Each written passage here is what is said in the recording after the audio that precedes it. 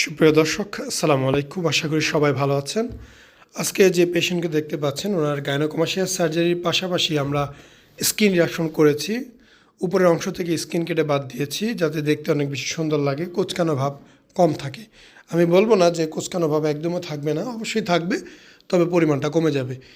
যদি পেশেন্টের body weight বেশি থাকতো তাহলে সেক্ষেত্রে স্কিন রিডাকশন প্রয়োজন পড়তো না।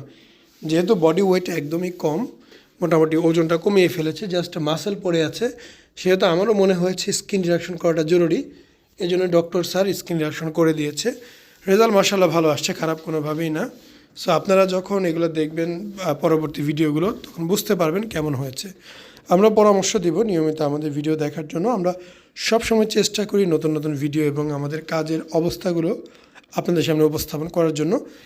আপনারা সবাই অবগত আছেন যে একটি রেজাল্ট আসতে আসলে কয়েক মাস সময় লাগে, 6 মাস 1 বছর লাগবেই। তো এই 6 মাস 1 বছর সময় ধৈর্য সহকারে নিতে হবে। এই পেশেন্টের ক্ষেত্রে একই অবস্থা, এবং অপারেশন করবেন কি না করবেন একান্তই ব্যক্তিগত বিষয়। কোনো ডাক্তার কখনো বলবে না অপারেশন করতেই হবে, না করলে ক্ষতি হবে, এরকম কিছুই না। এবং হ্যাঁ, অপারেশন করলে সামান্য দাগ হতে পারে, আবার নাও